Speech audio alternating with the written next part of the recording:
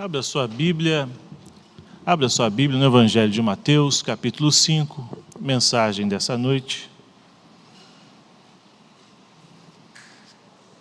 Evangelho de Mateus, capítulo 5, nós vamos ler do versículo 1 ao 12, aqueles que puderem se colocar de pé. Vamos ler de forma alternada esse texto. Mateus 5, do 1 ao 12. Especialmente, depois vamos ler todos juntos o versículo 8.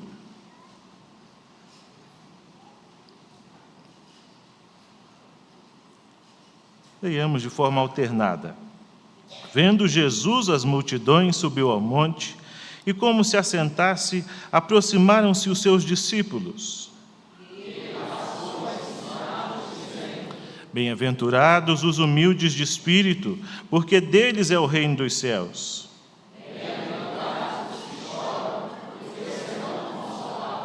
Bem-aventurados os mansos, porque herdarão a terra.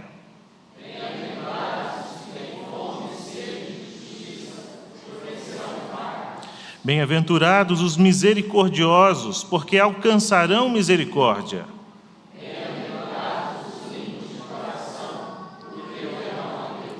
Bem-aventurados os pacificadores, porque serão chamados filhos de Deus. Bem-aventurados os perseguidos por causa da justiça, porque deles é o reino dos céus. Bem-aventurados sois quando por minha causa vos injuriarem e vos perseguirem e mentindo disserem todo mal contra vós.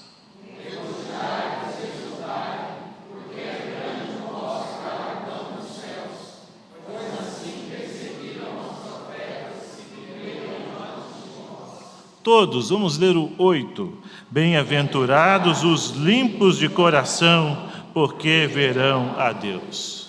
Oremos novamente. Ó Deus, a Tua palavra é útil para o ensino, para a correção, para a repreensão, para a educação na justiça, e suplicamos que o ministro interior, o Espírito Santo, que sonda os nossos corações, trabalhe, opere em nós. É o que nós oramos em nome de Jesus. Amém. Podem sentar, irmãos. O centro de toda religião, ver a Deus. Quem não quer ver a Deus? E nessas bem-aventuranças nós encontramos o caminho para Deus, o caminho daqueles que seguem com o Senhor Jesus. Aqui nós temos a ética do Evangelho. Nós temos a ética, a lei de Deus para todos aqueles que receberam Jesus como seu Salvador. Quem não gostaria de ver a Deus? O Salmo 24 diz o seguinte, do versículo 3 ao 6. Quem poderá subir o monte do Senhor? Quem poderá entrar no seu santo lugar? Aquele que tem as mãos limpas e o coração puro, que não recorre aos ídolos nem jura por deuses falsos, ele receberá bênçãos do Senhor, e Deus, o seu Salvador, lhe fará justiça. São assim aqueles que o buscam, que buscam a tua face, ó Deus de Jacó. Ver a Deus. Como podemos ver a Deus? Nesta bem-aventurança nós vamos aprender sobre isso. Nós já temos visto que bem-aventurados é muito mais do que feliz. A palavra bem-aventurado era usada para descrever uma ilha, e esta ilha era conhecida como a ilha da felicidade, porque tinha tudo nela, tinha tudo de melhor nesta ilha. Por isso que não era necessário sair dessa ilha para obter nada.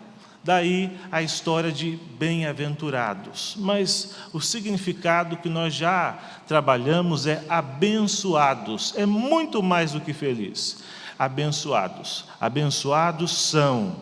E aí nós vimos as características, e essas características não são características naturais. Por exemplo, bem-aventurados os pobres de espírito ou humildes de espírito. Não são os pobres materialmente. Os que choram não é chorar por qualquer coisa. Os que têm fome e sede de justiça, não é apenas por uma justiça comum, ou uma justiça no mundo, é muito mais do que isso, são características espirituais. Então, sempre quando nós analisamos as bem-aventuranças, temos que voltar nesses 3 pontos, né? Primeiro, para quem eram as bem-aventuranças? Para os crentes, os discípulos de Cristo, aqueles que já tinham recebido Jesus como seu Salvador.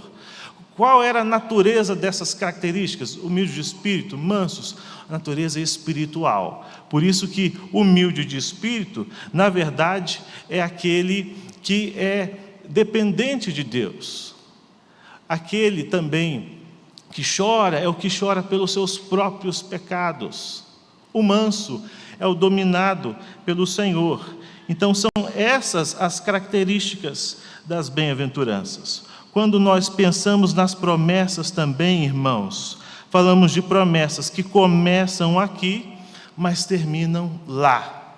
Você começa a experimentar aqui essa presença de Deus, estas bênçãos, você começa a ser consolado pela palavra, mas um dia, de fato e de verdade, você terá a concretização dessas promessas no futuro. É por isso que nós trabalhamos assim as bem-aventuranças. Vamos pensar um pouco sobre o que é ser limpo de coração. Vamos entender o significado. Essa palavra coração aqui, quando nós tratamos sobre coração hoje, pode ser que você pense apenas em emoções. Aqueles que trabalham com música, por exemplo, pensam muito em qual região atingir as emoções, qual melodia. E algumas melodias, você vê, por exemplo, melodias menores. Quando nós cantamos um hino com uma melodia em tom menor, é mais contrita, parece que te leva ao choro. Mas coração aqui é mais do que emoções. Coração é a sede do ser humano. Coração é a totalidade do ser humano. Essa bem-aventurança poderia ser descrita como central para a compreensão do Evangelho do Senhor Jesus Cristo. Vocês, crianças e adolescentes que estão com o papel, eu quero que vocês desenhem um homem sujo. Vocês vão desenhar um homem sujo, triste. E depois, vocês vão desenhar um homem limpo e feliz. Nós já vamos falar o que é isso. Então, prestem atenção, nós vamos trabalhar essa questão do coração. É por isso que o Evangelho e as suas doutrinas não são somente compreendidas e aplicadas intelectualmente, mas têm a ver com a disposição do coração. Fé não é um mero assentimento intelectual às verdades, não é apenas uma simpatia. Você escuta a respeito das coisas de Deus e tem uma leve simpatia por isso e fica assim mesmo. Fé não é isso. Fé é algo que dispõe você por inteiro e move para Deus. O coração é o centro da personalidade, não apenas o lugar das emoções, dos afetos, é a totalidade do ser. Bem-aventurados os puros, não apenas na superfície, mas no mais profundo dos seus corações. Então, ser limpo aqui não é apenas ser limpo externamente. Deus não quer uma religião apenas de aparência. Deus não quer uma pessoa que é uma casca religiosa, que para os outros aparenta muita piedade. Eu tenho amizade com alguns colegas, até de ministério, que postam por vezes fotos de joelhos assim. Fica pensando, não poderia fazer isso no quarto, né? Por que eu vou postar uma foto de joelhos com os braços para cima? Não, é para mostrar que eu estou orando. Mas não é esse o objetivo da oração. Se você quer orar, a Bíblia diz como você deve fazer, não como os hipócritas. Antes de Jesus ensinar como você deve orar, ele diz como você não deve orar. Os hipócritas oravam nas praças para serem vistos pelos homens. Então Deus não quer uma aparência de piedade. Deus não quer que você seja uma casca religiosa para os outros, que você seja bom para os outros, mas Ele te quer por inteiro. É por isso que o Evangelho aqui traz esta lei do Senhor. Jesus, como nós já tratamos aqui nas bem-aventuranças, Ele cumpre a lei para nós, porém, Ele nos envia de volta para a lei para a nossa santificação. Ele cumpre a lei por conta da nossa justificação. Não podemos ser salvos porque nós quebramos a lei, mas Ele nos devolve a lei para a nossa santificação. A lei de Deus é uma proteção de Deus para você. Quando você entra numa rua sem saída e tem a placa, você viu a placa, antes de prosseguir na rua, você para. Já aconteceu, não aqui em Anápolis, né? De eu ir fazer uma visita, e era a rua sem saída, e era uma subida, ia subindo, chegou a um determinado lugar, eu falei assim, como é que eu viro o carro aqui? Né? Rua sem saída, num morro terrível. Como é que eu saio daqui agora? Então, a lei de Deus são como essas placas de advertência, são como proteções, muros. Deus sabe muito bem o que é melhor para você, por isso Ele te deu a lei. Não é apenas para restringir as suas ações, mas é para te proteger de você mesmo. Por isso que Deus nos deu a sua lei.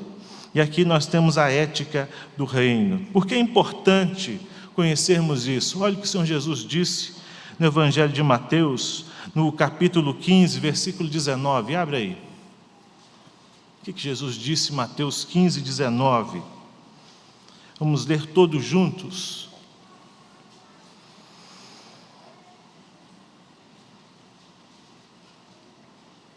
Leiamos. Porque do coração procedem maus desígnios, homicídios, adultérios, prostituição, furtos, falsos testemunhos e blasfêmias. Como é importante cuidar do coração. Como é importante sondar o próprio coração. Como é importante fazer uma faxina do seu coração. Eu passei em determinada cidade que todo sábado, todos os moradores lavam a calçada. Eu achei isso impressionante. Eu andei pela cidade no sábado e estava todo mundo lavando calçada. Eu até me senti um estranho, porque eu estava andando na calçada e a pessoa lavando, né? Todo mundo, cidade pequena, né? Fazendo a faxina mesmo, era o dia da faxina. Eu achei isso interessante, mas pensei, lembrei disso, porque é necessário que você faça uma faxina no seu coração. Peça a Deus, como nós cantamos, Senhor, sonda o meu coração. E que eu veja aquilo que te desagrada, que está no meu coração. Que eu veja esses pecados que fazem separação do Senhor. Que eu limpe isso do meu coração, porque é daí que os outros pecados surgem. É necessário que todos nós façamos uma faxina periódica. Todo domingo é dia de contrição também. Primeiro ato do culto, adoração. Nós contemplamos quem Deus é. Deus é santo, Deus é justo, Deus é poderoso, Deus é bom. E aí quando eu olho para Deus e olho para mim, eu digo, tenha misericórdia, Senhor. Por isso que o segundo ato do culto é confissão. Nós cantamos, sonda, ó Deus, prova, conhece. Vê se em mim há algum mau caminho.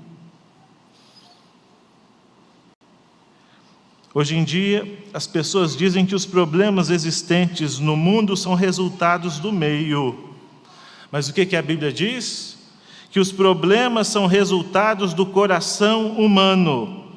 Jeremias 17:9. Enganoso é o coração do homem e desesperadamente corrupto, quem o conhecerá? Uma das maiores mentiras de Satanás é o lema deste século: siga o seu coração. O que você quer fazer da sua vida? Eu sei que você tem desejos, anseios, emoções. Dê asas ao seu coração. Não negue a si mesmo. Como na famosa música, não se reprima. Dê asas à liberdade. Isso tudo nós somos consumindo. Eu cresci assistindo programas infantis, cuja apresentadora loira, não vou falar o nome, não precisa, dizia: segue o seu coração. Graças a Deus que Ele interviu, porque se eu seguisse o meu coração, onde eu estaria hoje? Longe de Deus.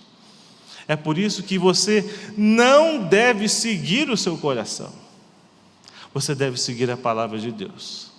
Nós somos chamados a limpar nosso coração. Limpos de coração. Essa bem-aventurança é uma completa antítese do que é o homem. O homem é um morto espiritual, sentenciado à morte eterna, corrupto em seu ser. Isso nós chamamos de depravação total ou radical. Para esse homem ser limpo de coração, é necessário uma faxina espiritual que pertence só a Deus. É por isso que a salvação pertence a Deus. Quando Deus toca no nosso coração, aquelas coisas que antes para nós eram normais, passam a ter a conotação de pecado. Eu entendo que aquilo desagrada a Deus. Como nós lemos hoje na primeira carta de Pedro, não deixem-se amoldar as paixões que vocês tinham anteriormente, mas segundo é santo aquele que vos chamou, sejam santos. O que Deus diz? Sede santos, como eu sou santo. Então, todos os discípulos de Cristo são chamados para uma vida de santidade, uma vida de renúncia, uma vida de negação daquilo que o seu coração pecaminoso, enganoso quer dizer. Não siga seu coração, siga a palavra de Deus. Como ser limpo de coração? E o que é ser limpo de coração? Limpos de coração são aqueles que já haviam lamentado pela impureza dos seus corações. Como nós vimos na bem-aventurança, os abençoados são os que choram pelos seus pecados.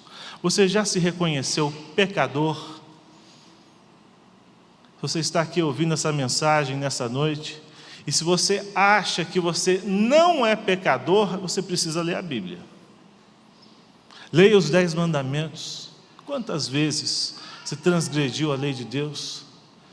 Quando nós olhamos para a palavra de Deus e olhamos para a nossa vida, nós vemos quando estamos longe. E aí pedimos: Senhor, tem misericórdia. É só a Tua graça, é só o Teu amor, é só a Tua misericórdia sobre nós. O que é ser limpo de coração? Significa se colocar e colocar o seu coração por inteiro a serviço do Rei. Ser sincero, ao contrário dos fariseus, que eram hipócritas. É interessante que a palavra hipócrita tem a ver com máscara, né? Então, era uma palavra usada para aqueles que, na época, usavam aquele teatro de máscaras. Então, é diferente, os sinceros são diferentes. Nós não somos como aqueles que fingem ser o que não é. Nós somos sinceros. Tem 2 histórias muito interessantes sobre a origem da palavra sincero. Uma é que o vendedor de vasilhas, copos, ele fez um copo de cera tão bem feito que era até translúcido. Então alguém viu e falou assim: sine cera, é quase sem cera. Eu consigo ver um objeto dentro do copo. Então, um dos significados de sinceridade é transparência. Uma outra história da origem da palavra sincero é daqueles também mercadores de vasilhas, que em algum transporte a vasilha se quebrava.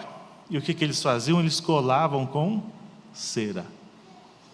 E aí a pessoa que ia comprar aquela vasilha, aquele objeto, perguntava: esse daí é sine cera? Esse é sem cera? Ou seja, esse é o que diz ser, ou esse foi quebrado e você colou e está vendendo como se fosse um novo, né? Então, a questão de ser sincero é ser o que de fato é, e não ser uma enganação, ou um produto que você compra uma coisa, chega um outro, né? Você quer Philips, chega Philco. Você quer uma coisa, chega outra coisa completamente diferente que você pediu. Você compra um produto numa caixa, a caixa vem com o mesmo peso, quando você abre, é um tijolo. Não era aquilo que você pediu, não era o celular que você queria comprar.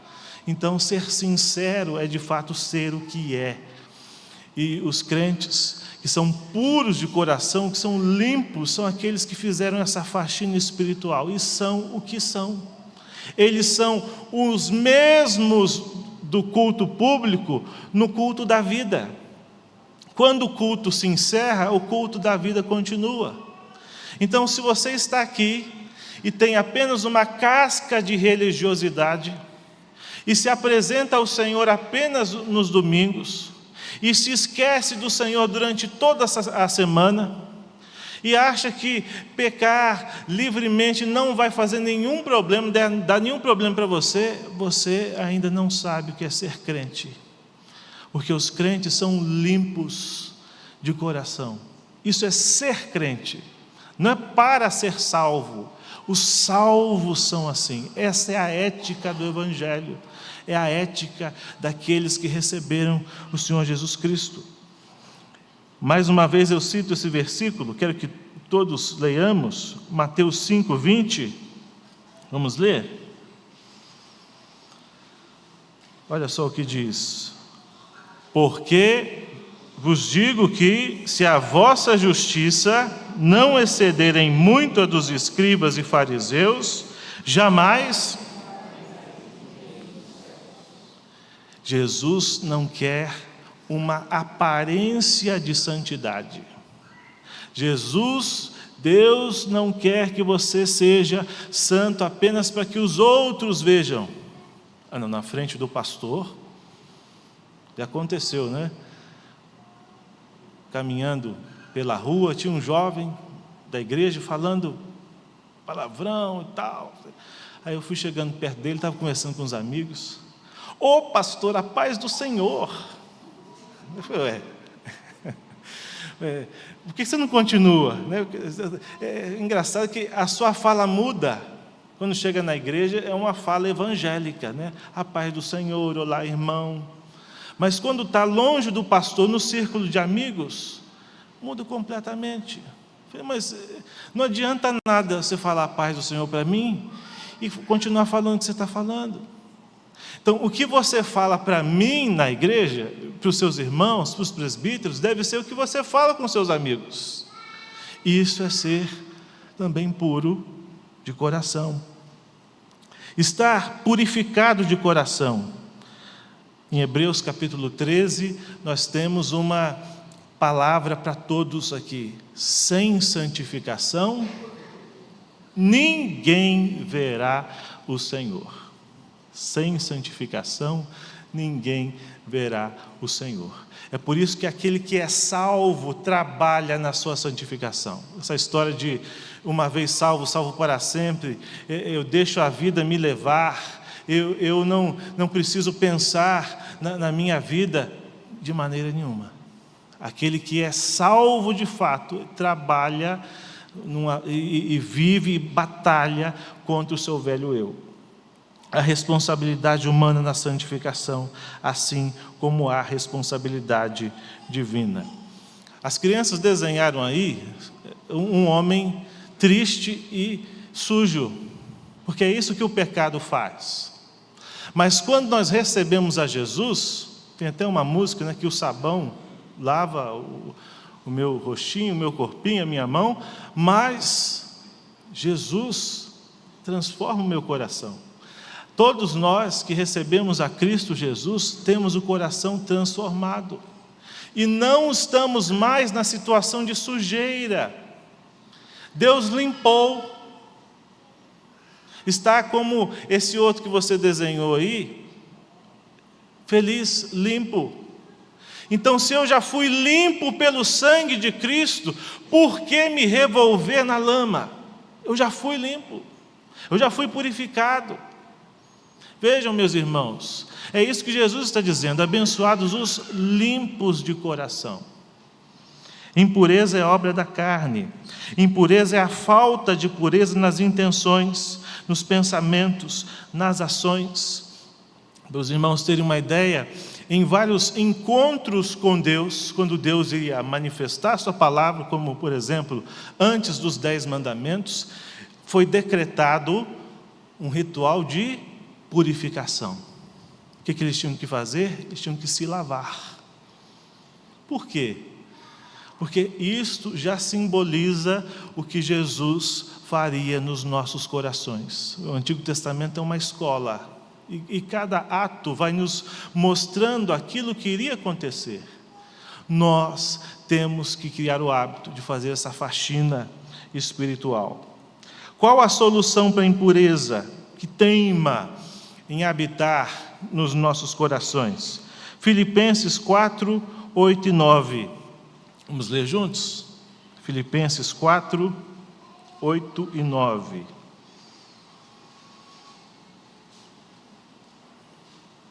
Algumas soluções para a impureza. Leiamos. Finalmente, irmãos, tudo que é verdadeiro, tudo que é respeitável, tudo que é justo, tudo que é puro, tudo que é amável, tudo que é de boa fama, se alguma virtude há e se algum louvor existe, seja isso que ocupe o vosso pensamento. O que também aprendestes e recebestes e ouvistes e vistes em mim, isso praticai, e o Deus da paz será convosco. Em primeiro lugar, devemos ocupar nossos pensamentos com as coisas boas. Deus fez coisas maravilhosas, meus irmãos, e devemos ocupar nosso pensamento com essas coisas. Isso glorifica a Deus. Quando nós ouvimos uma canção, mesmo que não seja gospel, é difícil, né? São gospel, que exalta a criação de Deus, é uma boa canção. Podemos ocupar o nosso pensamento com coisas boas, com bons estudos. Ao contemplar a natureza, a criação de Deus, ocupe o seu pensamento com coisas boas. Você deve ocupar o seu pensamento com as coisas que agradam a Deus. Se você está em dúvida, será que isso agrada a Deus ou não, isso que eu quero assistir? Faça a seguinte pergunta: eu assistiria isso junto dos meus irmãos na igreja? Isso poderia passar lá na tela? Não. Bom, então se isso não poderia passar no culto, então é melhor você não assistir. Então já fica a dica. Devemos praticar o que aprendemos do Senhor. O que também aprendestes, recebestes, ouvistes e vistes, isso praticai. Alguns conselhos, né? E o que nós devemos evitar? Ociosidade. Sempre a nossa avó ou tia, gente mais antiga, diz assim, ó: cabeça vazia, oficina do diabo. Deixa sem nenhuma atividade, deixa sem fazer nada. Davi estava ocioso lá no palácio, e aí ele foi procurar alguma coisa para fazer. De repente ele viu Batseba. Então ocupe o seu pensamento com coisas boas. Não permita e não roube de si mesmo. Ficar ocioso é roubar de si mesmo. Porque você poderia estar produzindo alguma coisa, você poderia estar ajudando a sua esposa, você poderia estar ajudando os seus filhos, você poderia estar servindo na igreja. Não fique ocioso. Evite más companhias. A Bíblia diz que as más conversações corrompem os bons costumes. A gente fala, as más companhias, mas na Bíblia está as más conversações. O que você conversa com seus amigos no WhatsApp, no Facebook, os influencers que você segue, moldam o que você fala, o que você diz, o que você pensa. Então, faça uma faxina nos seus perfis. Entra lá na rede social e faz uma faxina. Para que seguir um ateu? Para que seguir uma pessoa que quer te levar para longe dos caminhos do Senhor? Não faça isso. Pare de seguir conselhos daqueles que não querem saber do Senhor. Você tem tantas pessoas boas hoje para seguir. Desfaça amizades com pessoas que te levam para o pecado. Não, vamos lá. É aquele que sempre insiste, né? Até que ele consegue levar um. E por más conversações, bons costumes são quebrados. Cuidado. Evite atividades pecaminosas. Se a prática de algo vai te levar a pecar, evite. Ninguém entrará no céu do jeito que está. É por isso que nós precisamos trabalhar na nossa vida de santificação. Qual é a promessa para os limpos de coração, irmãos? Bem-aventurados os limpos de coração, porque verão a Deus. Quando nós pensamos sobre isso, é algo tão maravilhoso.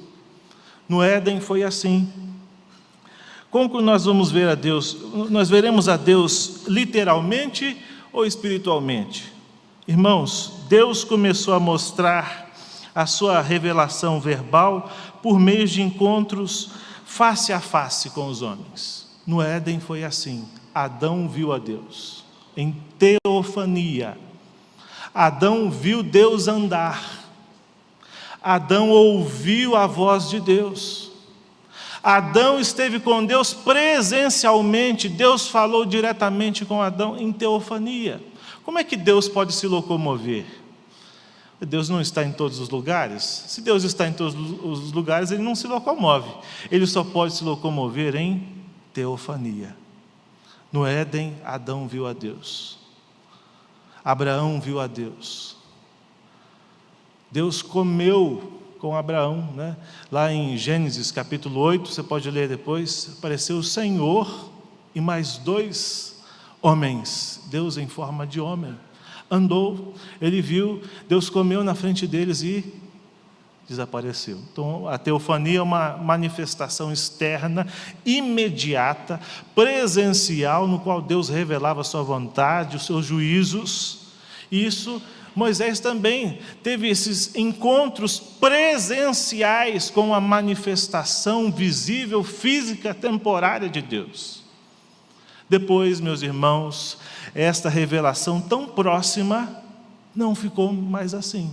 Depois se tornou uma sugestão interna. Deus se revelou através de sonhos. Deus se revelou através de visões. Os profetas agora não tinham plenos os sentidos, ou estavam dormindo, ou ficavam em êxtase, recebiam, entendiam a visão e depois falavam para o povo. Depois nós temos a maior revelação, que foi a encarnação do Filho de Deus. E agora, nós temos a palavra de Deus revelada. Deus não aparece presencialmente mais, Ele poderia fazer, mas Ele nos deixou a sua palavra. Os crentes conseguem ver a Deus de que maneira? Espiritualmente. Nós cremos, nós sabemos que Deus existe. Os 2 pressupostos, os 2 pontos básicos da teologia é: Deus existe e Deus se revela. Nós cremos. Jesus disse: bem-aventurados os que não viram, mas creram. Você está aqui sem ver Jesus, sem tocar em Jesus, sem participar da crucificação. Você não estava lá, mas você creu, por isso você está aqui. Mas um dia, meus irmãos, esta fé que nos faz ver a Jesus, um dia nós encontraremos presencialmente com Ele. E com o próprio Deus, em teofania. Olha só o que Apocalipse nos diz. 22, versículo 3 e 4. Apocalipse 22, o 3 e o 4.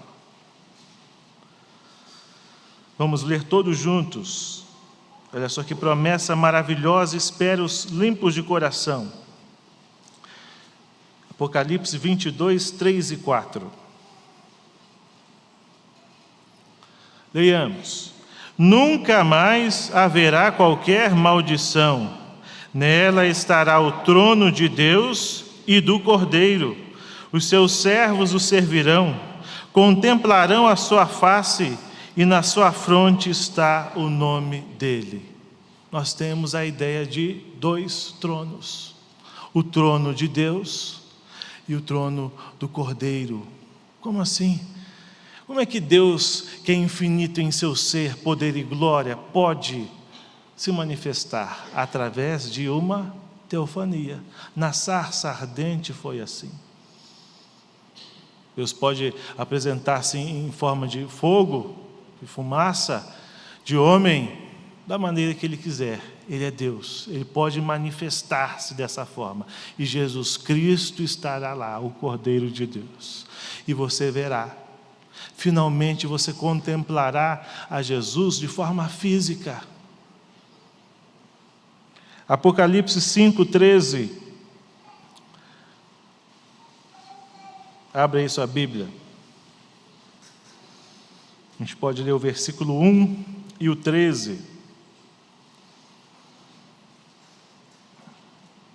No Apocalipse 5,1 diz assim: Vi na mão direita daquele que estava sentado no trono um livro escrito por dentro e por fora, de todo selado com 7 selos. Olha o 13 agora, vamos ler juntos. Então ouvi que toda criatura que há no céu e sobre a terra, debaixo da terra e sobre o mar, e tudo que neles há, estava dizendo: aquele que está sentado no trono e ao Cordeiro, seja o louvor e a honra e a glória e o domínio pelos séculos dos séculos. O trono de Deus e do Cordeiro. Todos aqueles que são limpos de coração verão a Deus. Você poderá ver a Deus. Ele é infinito em seu ser, poder e glória? É claro, Ele é infinito em seu ser, poder e glória. Mas você verá a Deus presencialmente, diretamente, numa teofania, e Jesus Cristo, que sempre será homem, sempre será Deus, mas sempre será homem. Ele estará lá.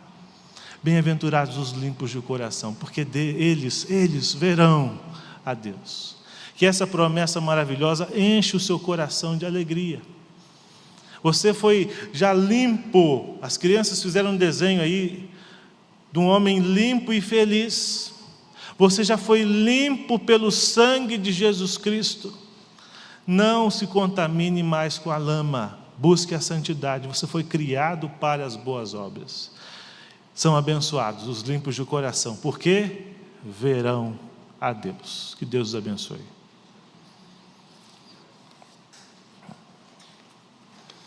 Nós vamos louvar a Deus com o hino 121, Perfeição.